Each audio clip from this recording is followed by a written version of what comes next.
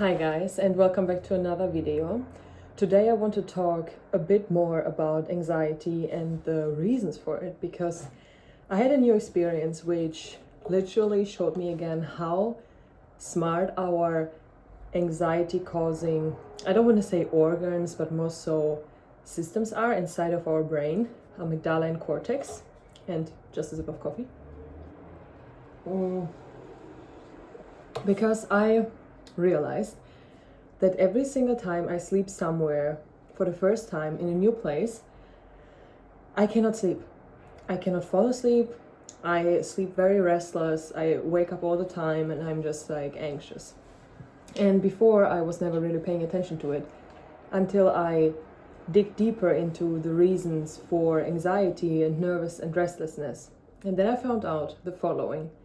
So every single time you sleep in a new place, you're anxious, you get nervous because your body and brain are not used to the circumstances, the environments. So if you go a little bit back in time, when you were literally like, it was not common that you were traveling around the world all the time and are constantly in new environments, but it was more like, let's say you're a hunter and you live in your area. You know every stone, every bush, every tree, every rock, right? So obviously, when you were going into a new area, you were on alert. You're like, I don't know what's behind this bush. I don't know what's behind this rock, right? So automatically, you were way more on alert. You were way more cautious and, well, in a fight or flight mode. And that's kind of similar with the traveling and then being in a new place you've never been before. Because yes, like we are so technology advanced, if you call this advancement, but whatever. But we have just not adjusted yet to this new modern fast age. So meaning thousands of years, our DNA, our brains, our bodies, everything was programmed for like a way slower life, like not so many changes throughout a lifetime, not so many travels throughout a lifetime.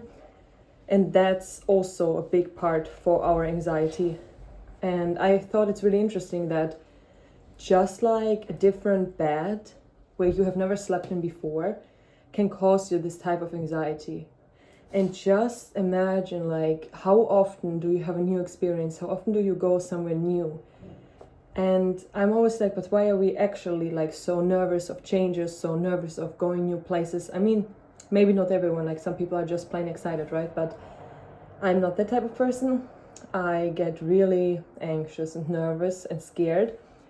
And the more I really dig into the reasons for anxiety, I find out why and I understand myself more. And that's why I'm sharing it, because I thought maybe it helps you to understand yourself. Because now it makes complete sense, like maybe some people are just more in touch with themselves, or they are very sensitive to environments and energies and experiences. And that's why you feel these restlessness, this nervousness way more. And for example, like last night I was sleeping like in a mountain somewhere. It was really nice, super safe, everything. I couldn't sleep and my husband couldn't sleep. So we were like, why can we not sleep? We knew it's amygdala, and then we were breaking it down. Where is it coming from? And then it makes complete logical sense. So I can't take away your anxiety, obviously, but what I hope to achieve is to raise more awareness around the origins and the roots, where it's coming from, so that you then understand yourself better, because I feel like every single time something is going on with us and we feel so powerless and so ashamed, and so we struggle and suffer so much.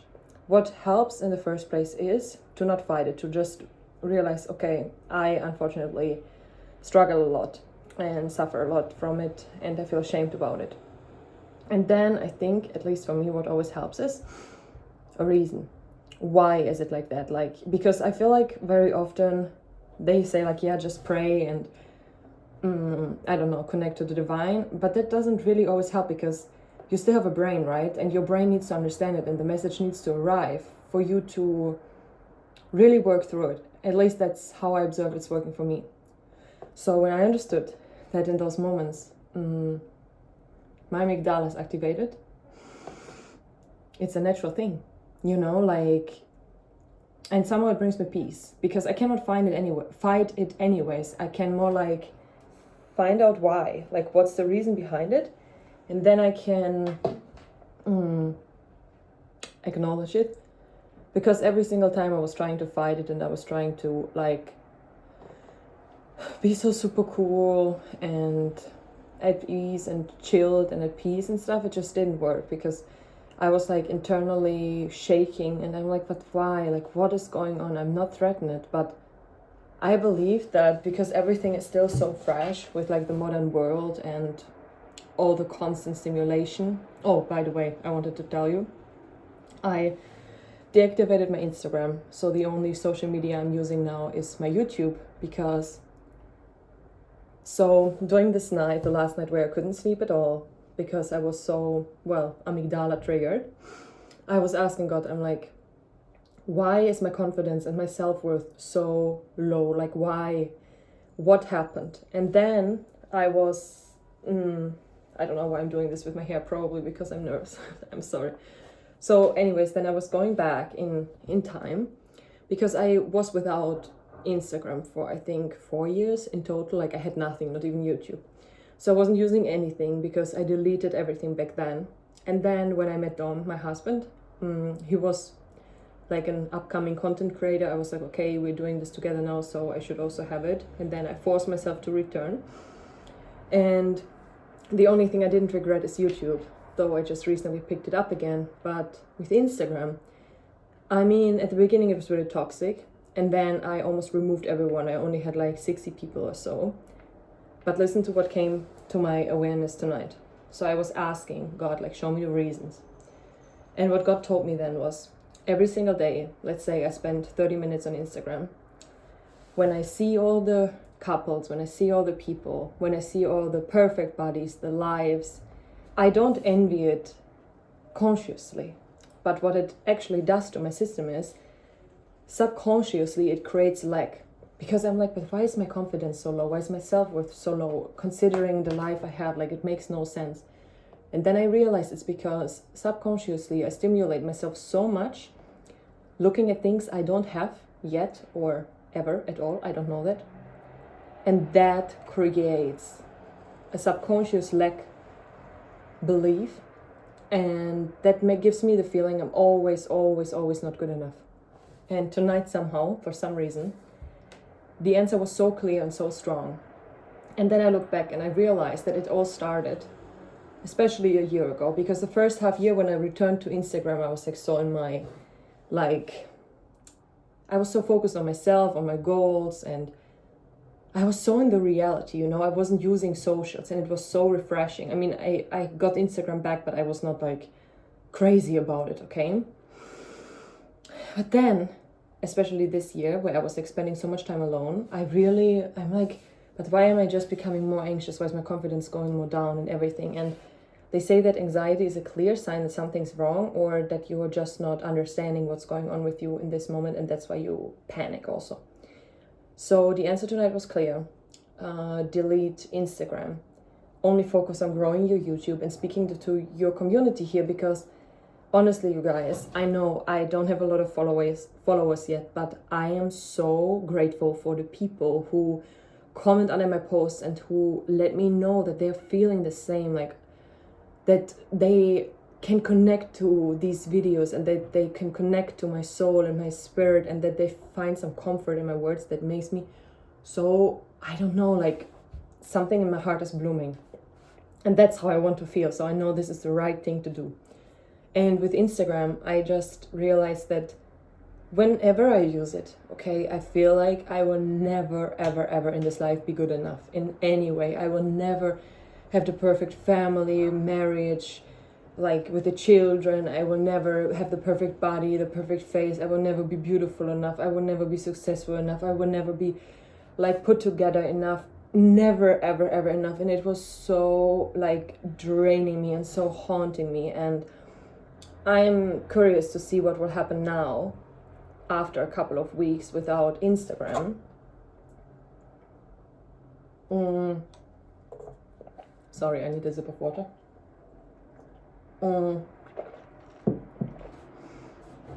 Because I don't know. I mean, I deleted the apps. I will not, because I never use it from this computer or something.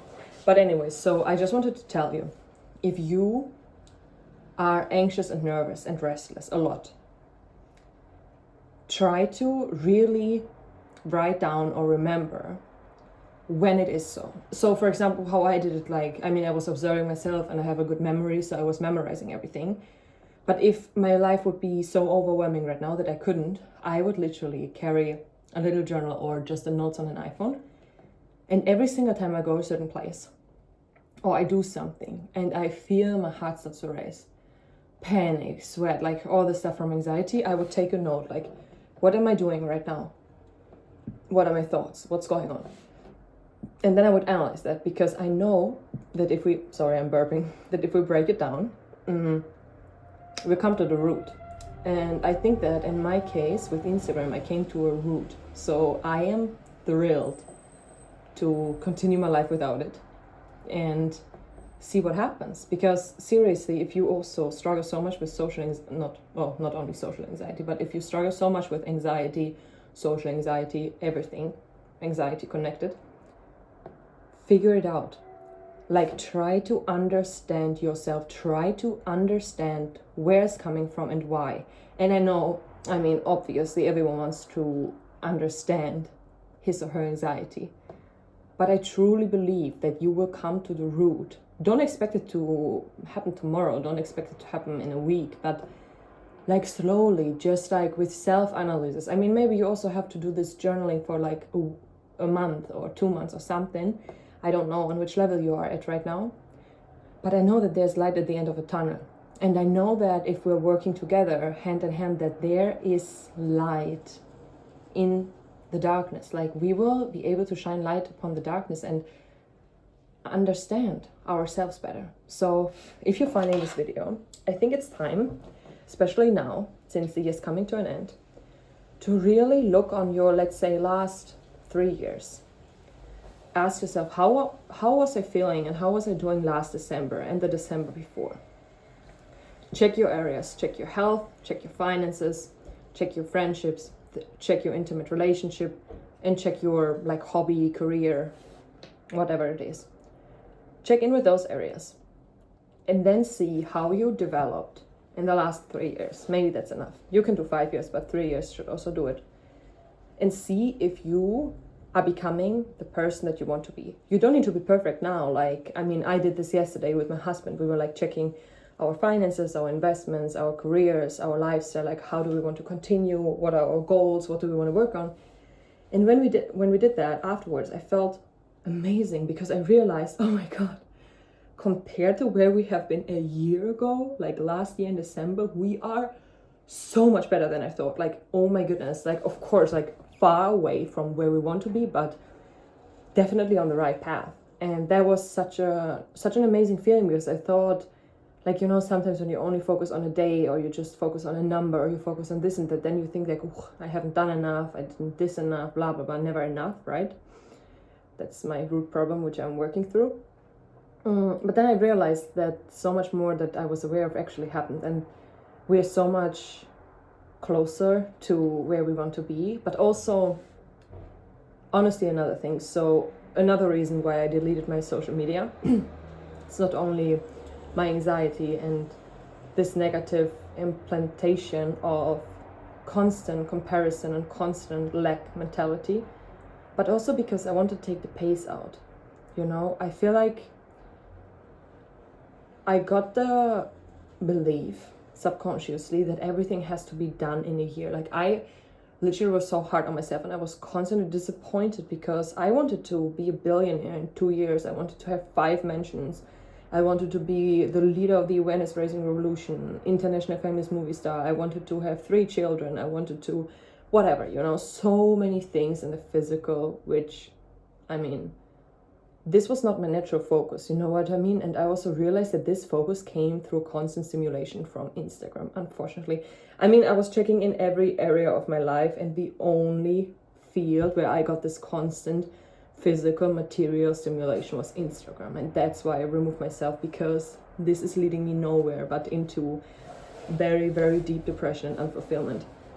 And not for everyone, obviously. I mean, you need to know your own sensitivities, but I know I'm so sensitive, I can just not manage it. And the only way for me to like not be affected by it is to literally not use it at all. 5 minutes a day for me, it doesn't work, it doesn't matter, it's too much. So,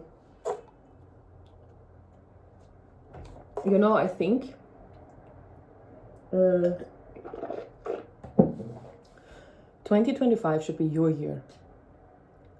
Your year of mindfulness, abundancy, peace, harmony, and balance. But your year.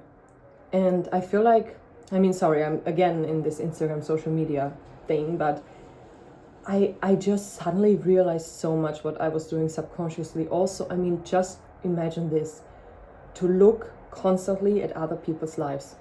Don't you think it's taking away the focus, the energy to like build your own life? In my case, it did. Like, I caught myself so often talking about other people's lives, not in a negative way, but more like, wow, they got this and that, and they just did this and that, and now they got pregnant, and now they're doing this and that. And I was like, how much time actually do I spend every single day looking up to other people's lives instead of taking care about my own?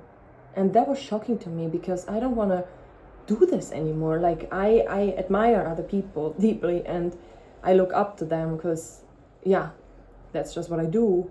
But I think it overtook me a little bit, and it took my focus away from my own life, and then I only saw other people's lives, and I was lost and confused in my own. I mean, obviously, right, if you don't focus on your own path, I mean, and you just see other paths, then you don't know where to walk. And that was me. So I don't want to do this anymore. And I feel like with Instagram I made a big decision. And very often it's like the small things that are so massive, especially energetically, because we humans, like mentally, physically, we value things differently than they are valued spiritually, because we value it, for example, I mean, a 1 million car has more value than a car for 10K. But in spiritual reality, it's like the energy that surrounds a thing or an environment, or like the amount of, yes, energy it consumes, you know. And if something is very overtaking you energetically, then though it's just that one small step of deleting an app, but it's energetically as if you would release 10,000 kilos of negative energy around you, and suddenly you're like, whew, why am I flying so high? Like, why am I feeling so carefree? Why am I so joyful and happy? And yes, for me, it took away my joy and my happiness and my peace of mind, because I couldn't look at myself and ever feel like I'm enough. And I don't want this. And if this is what it takes, then it's what it is. I mean, I'm a bit sad, obviously, because Instagram also, I mean, it gives you dopamine, right? So it makes you happy. So I feel like I'm going through a breakup, honestly. But I went through this breakup already 2 times, but I was way less aware of it. So yeah, I don't know. Maybe you should also, no, I don't want to tell you what you should do. Maybe you could. The year has 11 days left? 12. Really, do this reflection. Do this reflection and see what you want to take into the next year. And I'm not speaking about like these new year, like to-do lists, like I lose 10 kilos now, I do this, I do that, blah, blah, blah. I haven't done this for a very, very long time. Yet, at the same time, when year comes to an end, we are always in this reflective mode. That's made by nature, that's natural, because we're closing the cycle, right? Like the earth went around the sun, and we're completing the cycle very soon. So that's why we feel so reflective and everything. And I really hope that you take this time and reflect, and then instead of putting like crazy goals, maybe pick 3 things that you would really, really like to achieve or develop or establish or learn or whatsoever. I think 3 is enough, you know. And take action. But really, don't do it in a forceful way. Like, don't force, don't restrict, don't push yourself so hard. Like, just do it gently and friendly. Yes, gently and friendly. And yeah, gently and friendly. That's actually a very good word. Do it gently and friendly, and be very kind to yourself, but also just like give yourself a hug and talk to yourself like, what would you like to do next year? Who would you like to be next year? How would you like to feel? And then, you know, the answers come. The answers come naturally because they are already inside of you. And you will just be able to hear them more. But they are not coming out with force, like you cannot punish yourself and then suddenly hear it, you know. So yeah, that's this video. And I'm really looking forward to read your comments. I love them so much. I'm always so happy when I see all of you like sharing your story with me and giving me feedback. I really appreciate it, and I hope we can build a loving community here.